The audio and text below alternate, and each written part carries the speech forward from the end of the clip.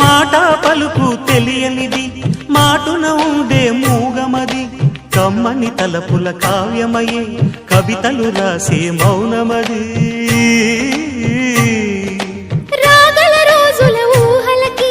స్వాగతమిచ్చే రాగమది శృతిలయలరగని ఊపిరికి స్వరములు కూర్చే గానమది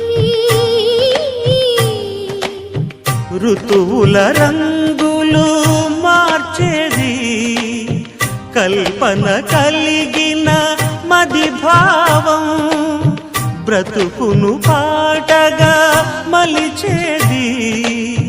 మనసున కదిలి